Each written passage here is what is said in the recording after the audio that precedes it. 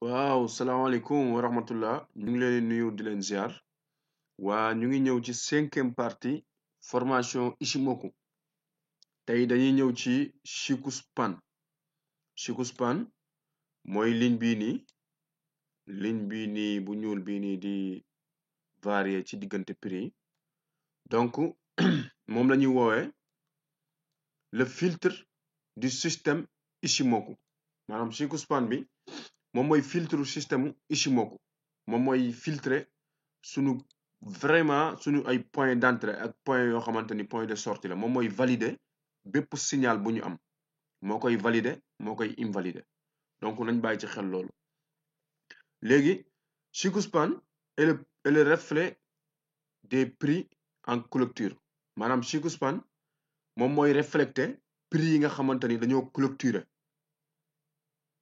te moom mooy indiquer les prix maanaam ici et maintenant moom mooy indiquer les prix maanaam présent maanaam prix yi nga xamante ni présent décalé am 26 périodes en arrière maanaam décalé 26 périodes en arrière pour ngeen comprendre tey lii nii am nañ 26 bougies fii nii exemple matul ëpp na 26 mais damay joxe exemple am nañ 26 bougies fii nii moom mooy représenté ici moom mooy représenté Shikuspan bi fii nii 26 bougies yi tamit bougies yi ngeen gis nii fii nii mooy représenté Shikuspan bi nii bu ngeen xoolee c'est les mêmes courbatures gis nga dégg nga moom c'est les mêmes courbes donc mu ngi nii voilà fii tamit c'est la même chose Shikuspan moom it reflété ko maanaam Shikuspan temps réel lay doxe ak bougie yi temps réel lay doxe ak bougie yi mais projeté 26 périodes en arrière dañuy décaler Shikuspan 26 périodes en arrière mais bougie lay topp bu bougie yéegee c'est-à-dire bu bougie defoon nii Shikuspan day yéeg bu bougie bi wàccee Shikuspan wàcc en temps réel da koy topp bu bougie bi yéegee mu yéeg bu wàccee Shikuspan wàcc voilà donc loolu moom mooy Shikuspan c'est les prix maanaam day refléter prix yi en temps réel mais projeté 26 périodes en arrière dañ koy yóbbu 26 périodes 26 bougies en arrière mais c'est en temps réel beneen bi moom mooy il est important aussi ngeen retenir ne Shikuspan ne tient pas compte des mèches maanaam Shikuspan du calculer ay mèches bougie yi clôture rek lay calculer c'est-à-dire clôture bougie rek lay jël tant que bougie bi clôture wul Shikuspan du def benn forme exemple bi ma leen di jox moom mooy fii nii am nañ bougie bu gudd mais gis nga Shikuspan deful bougie bi c'est-à-dire tant que bougie bi clôture wul Shikuspan yéegoon na ba fii ba toll ci niveau bii nii parce que bougie bi clôture gul bougie bi bu clôture woon fii Shikuspan fii lay clôture mais bougie bi dafa def mèche wàccaat clôture fii nii Shikuspan clôture en même temps moom it foofu c'est-à-dire Shikuspan bougie bu clôture rek lay du calculer ay mèches yi du ko jël du jël ay mèches donc chaque clôture bougie lay jël calculer ko voilà donc mu ngi noonu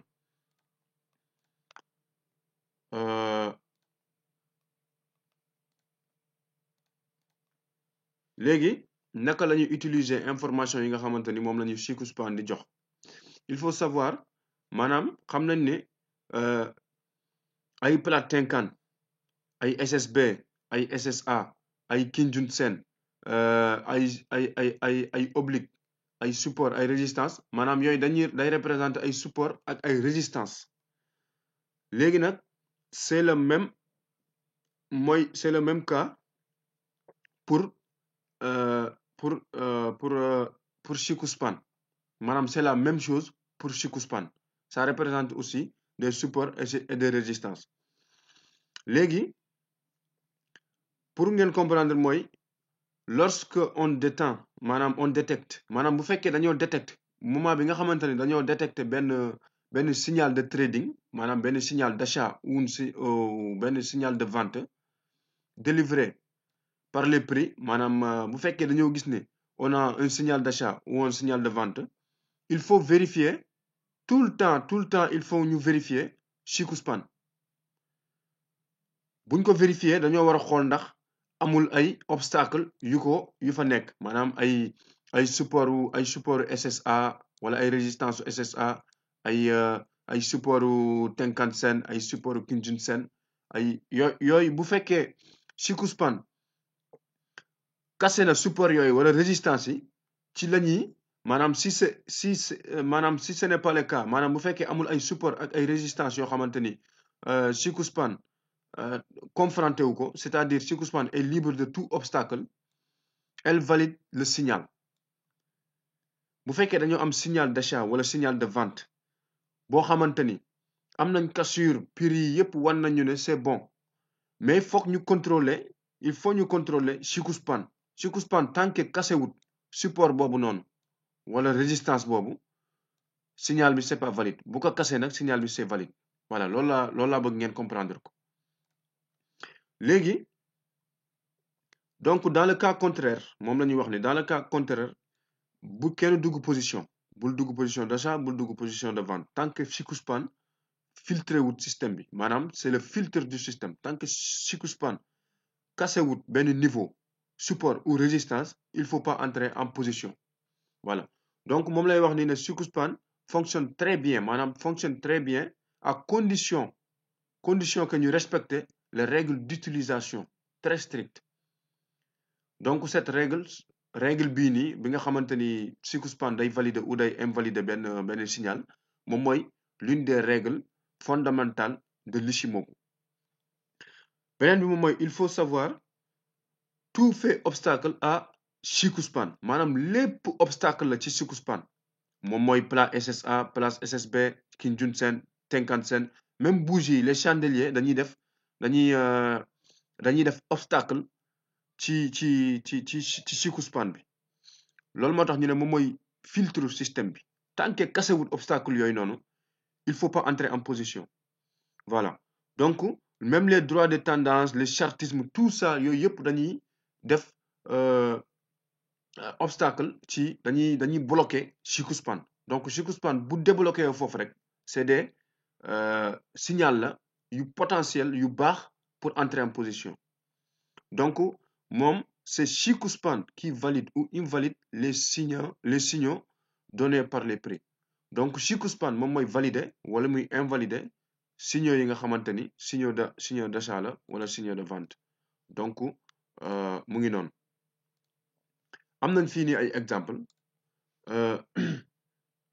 fii nii gis nga am nañ benn plate Kijun-sen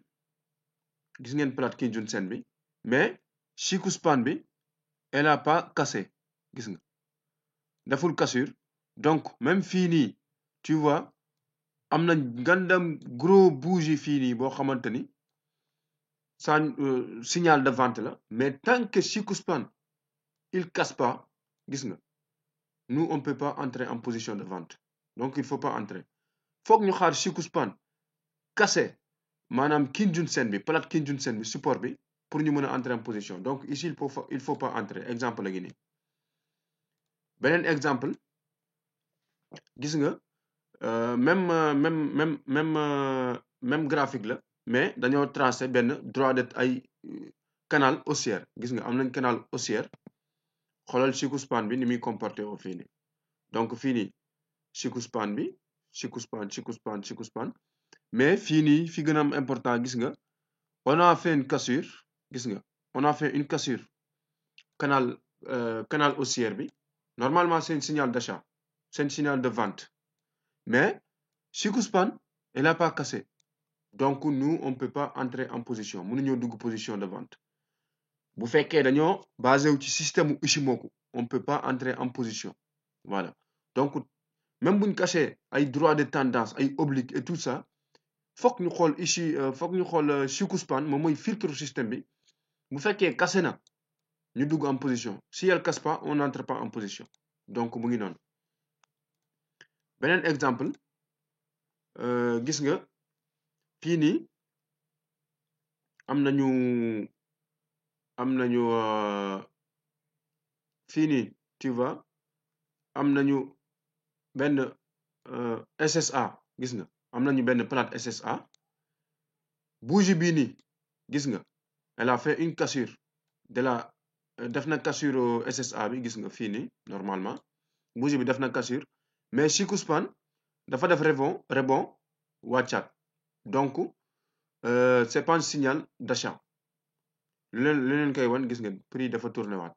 voilà donc c'est pas un signal d'achat Chicospan daal moom mooy filtre système bi tant que kase wut maanaam plate SSA bii nii on peut pas entrer en position gis nga fii nii bougie bii nii def na cassure bi exactement am nañ cassure bi clôturé na à la ci kaw résistance bi mais Chicospan deful cassure donc nous on peut pas entrer en position donc à chaque fois rek balaa ñuy dugg position il faut ñu consulter Chicospan moo ñuy valider wala moo ñuy invalider ay signaux d'achat ou ay signaux de vente gis nga fii tamit c'est la même chose am nañu Chicospan mais gis nga prix faut comme li ma leen wax rek même bougie yi dañuy def obstacle gis nga bougie comme ay résistance ci Chicospan gis nga comme ay résistance ci Chicospan même fii nii bu fekkee am nañ ay gros bougie d'achat fii nii am nañ ay gros bougie d'achat gis nga mais Chicospan da koy utiliser comme ay résistance donc mu ngi noonu quoi Chicospan lépp koy baare tout fait obstacle à Chicospan donc il faut ñuy xaar Chicospan def ay cassure Chicospan ci la ñuy mën a duggee en position voilà donc fii tamit gis nga am nañ benn droit de tendance on a cassé la tendance